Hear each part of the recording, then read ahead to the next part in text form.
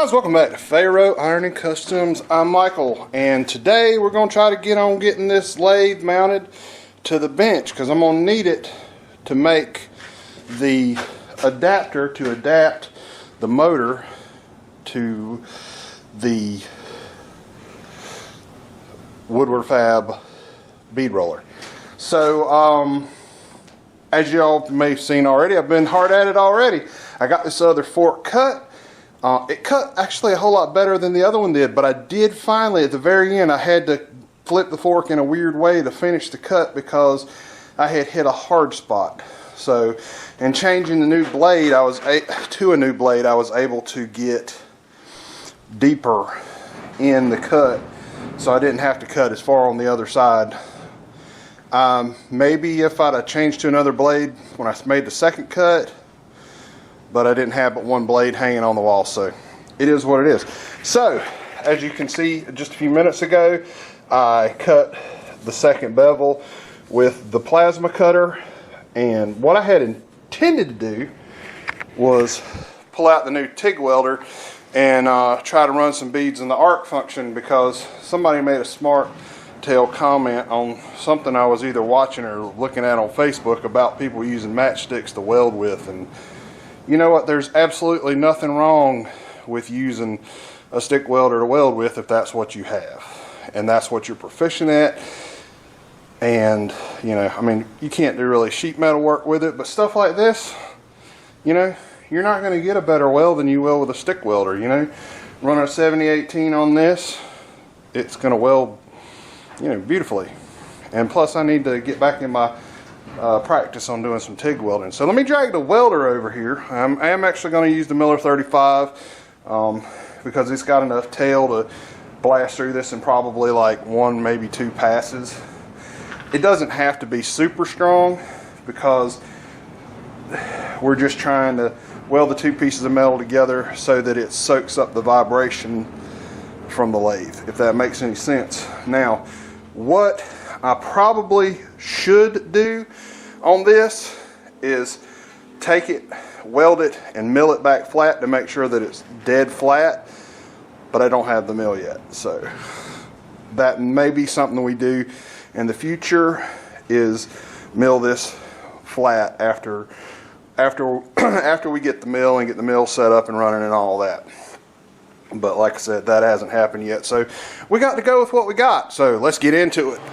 Okay guys, what I'm going to try to do is tack the ends and flip it, because when this weld shrinks, it's going to try to pull the metal this way. I just don't know if we will be able to flip it and not break the tack. So we're going to go for it. Hopefully we got a good ground. I'm going to bring my lead around my shoulder because I think I'm going to have to replace the liner in this lead. It's got a little bit of an issue with the wire sticking. And it's sticking.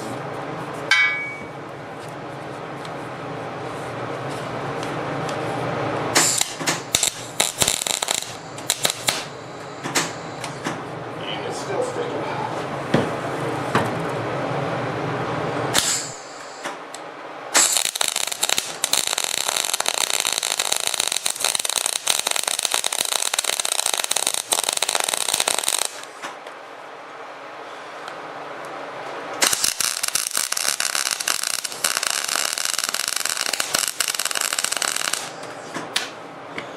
Alright, it looked like it may have pulled just a little bit. Like I said, I'm not terribly worried about that. Let's see if we can flip it over without breaking the tack.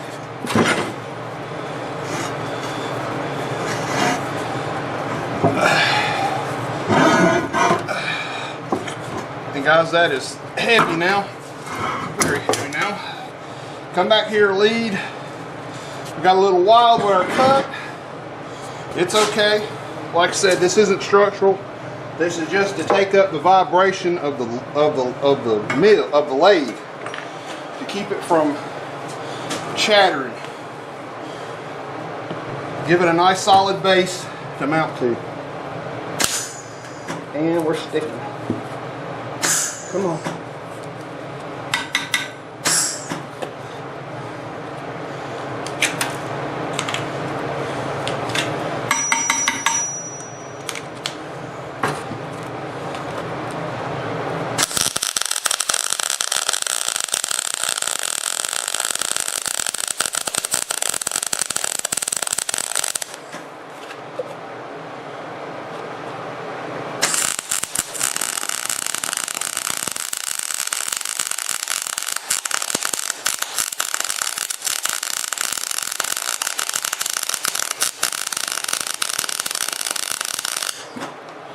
All right, that should be a good hard tack. I'm gonna go ahead and blast the weld on there.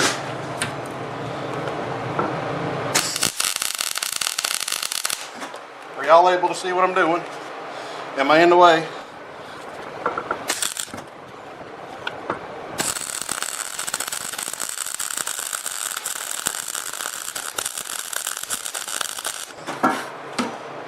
Welding gloves, welding gloves.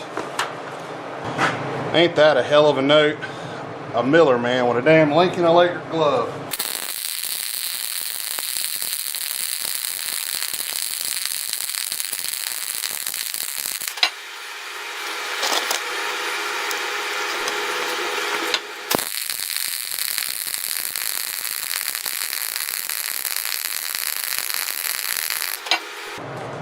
All right, I'm gonna look at that.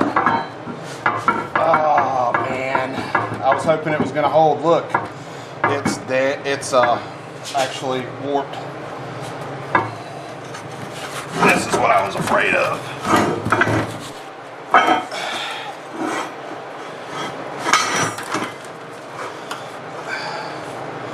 All right, let's see what it does. We go back the other direction.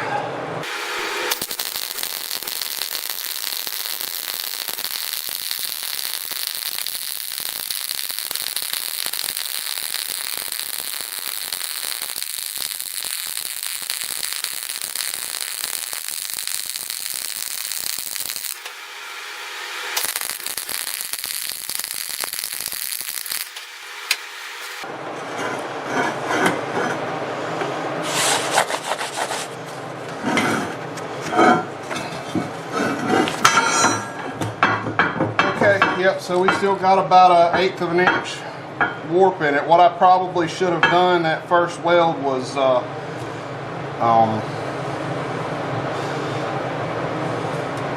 went ahead and clamped it down. But there's not a lot we can do about it now except for cut it back loose and re-weld it, and we're not going to do that. So, do I want to do another weld?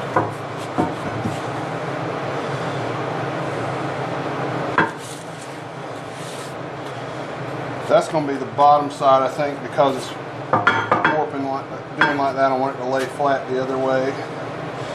I don't think I'm going to put another weld on this side.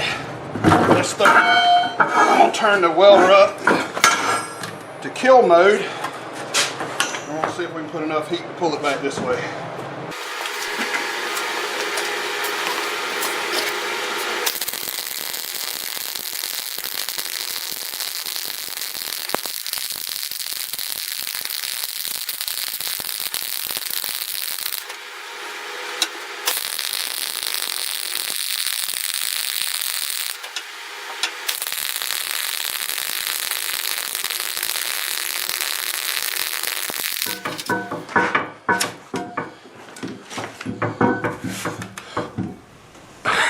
Holy crap, guys.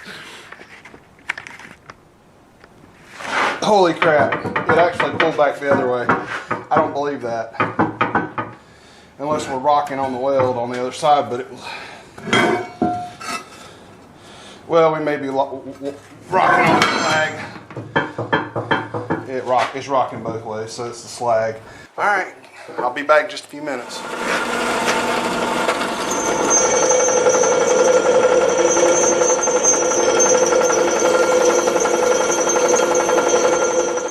Alright guys, shoot man, I started drilling holes. It took forever to get the 4 pilot holes drilled. I had found a new bit because none of the rest of my bits were sharp enough to cut, and then I tried to find a bit to cut the holes for the 3/8/16 holes that I want to tap 3/8/16. And I think that's a 5/16 or a 21/64 or something like that. I'll have to look and make sure, but I don't have a bit to do that.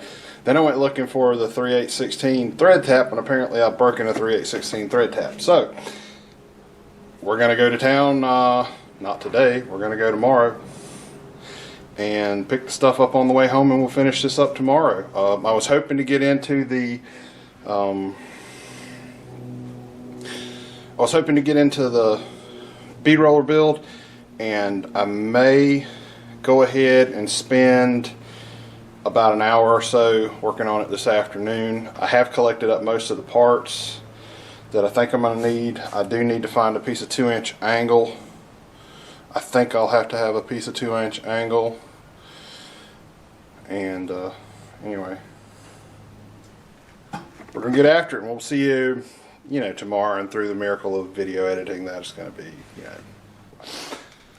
Okay guys, we're back at it. I had a little trouble today finding a thread tap, so I just decided to make it simple, and I drilled the holes out to 3/8 for the feet on the lathe. I haven't pulled out a actual set of feeler gauges, but it doesn't seem like it warped a whole lot. Either that or the base of this machine is warped terribly. So what I wanted to say was I flipped the base over. The hole in this end was drilled for a slightly smaller than a 3/8.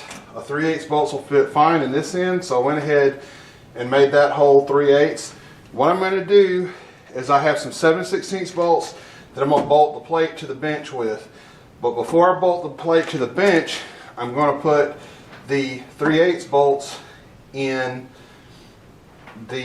I'm going to put the 3/8 bolts in the base. But before I do any of that, I'm going to drill the holes through the bench, and I'm going to drill the holes around the head of the bolt in the bench, so the bolt head will sit down into the bench, if that makes any sense. So let's get at it.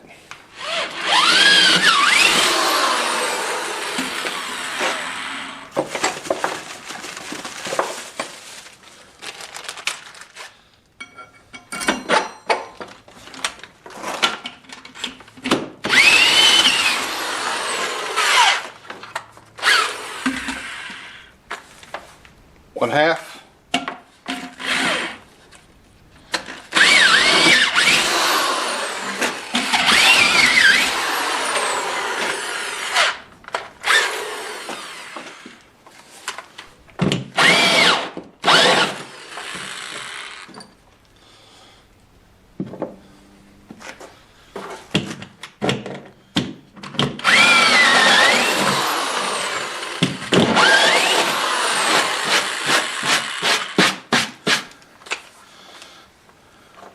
We're going to make them extra big in case I need to tighten it from the bottom or something.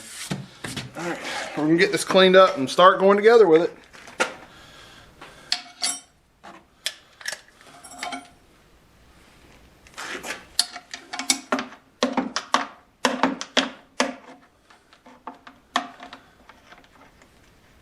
Guys, I swear I'm going to throw something. That's the second time I've gotten a socket. The nut's different size than the bolt is. Yep, the bolt's 5/8, nuts 11/16.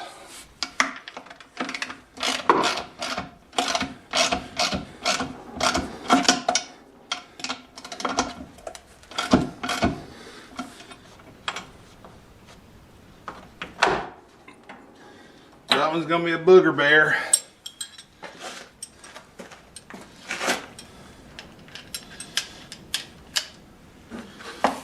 Probably should have drilled a hole out just a little more for both of them. Let me see if I can find a thinner wall socket and these tightened up. That's going to be a pain in the butt. Alright guys, I have definitely got to get a boom style camera holder or something. But I've got this piece chucked up, and we got about 2 to 3 thousandths run out, which is probably, I don't know, I haven't checked the run out on the actual I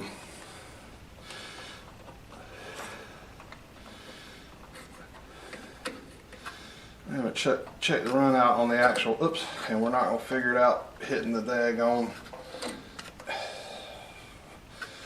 and there's rust on the outside, so stay. Be good.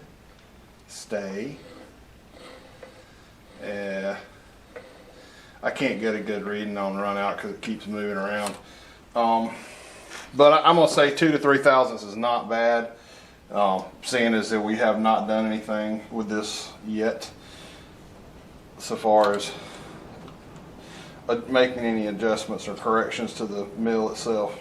Everything that I'm going to be doing, using the mill for in the next few episodes, is not anything that's going to be 100% critical that it's exactly right. I expect that this mill is going to have a ton of work before we get it to where it needs to be. So what I've got is the boring bar attachment. I'm actually going to bring it up a little bit, I believe. I have the boring bar. I bought this coupler right here. Bring it in for y'all to see it. To couple the drive motor to the bead roller, and unfortunately this is 22 millimeters and it should have been 1 inch. So I'm gonna see. I've actually got one coming, and I was just on the way down the road this afternoon. I'm like, you know, all right. Oh, critical failure. Oh no. Critical failure. I didn't even realize that was about to hit. Why is that? It has obviously slipped. Let me get that set up and I'll be right back. Okay guys, this is going to be take 2. My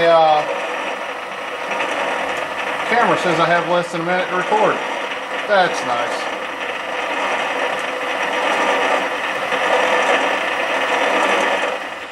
Okay guys, the camera quit, the battery went dead. I didn't plug it in last night, shame on me. So, it did cut a little bit. I expect this is hardened. Come on, focus, focus, focus. Like I said, this should be hardened. If it was mild steel, it probably would have cut a little better than that. And I'm using a high-speed steel bit on this boring bar, so it may have cut better with a if it had a carbide bit or something. So that's it. And then it may not have cut at all. You know, I mean, it is high speed. I mean, it is. This needs to be hardened. So I've got one of these coming. I've also got a pedal coming for the bead roller. So that's going to be should be the next video. I've got some steel laid out for that. I'm still kind of in the planning stages. I have not done anything work-wise to it other than taking the end bushings off of it and started playing with the steel a little bit just to kind of get an idea about how things need to go. And we'll get into that when that video shows up. And just wanted to share with y'all, if y'all made it this far. Today we have 500 subscribers on the channel when I came home today after work, and let's look forward to the next 500. Y'all please like and subscribe. Leave a comment down below. I had a funny one, I think yesterday, somebody said this guy's making me fall asleep or something like that. I'm like, you know, whatever. Yeah, I didn't need to hear that. I know I'm boring. At least some of y'all enjoy my videos anyway. So we're going to try to liven things up a little bit, and like I said, we're getting into that bead roller next. Hopefully, I do have a lot of crazy stuff going on at home right now. We put up cabinets in the house this past weekend. I've got to do some work around the yard, you know, life stuff. Anyway, working full-time and being a YouTuber part-time and being a full-time, you know, dad and husband and all that, well, dog dad and husband and all that, you know, it takes up all the time. So, like I said, like and subscribe. I'll see y'all on Sunday with something.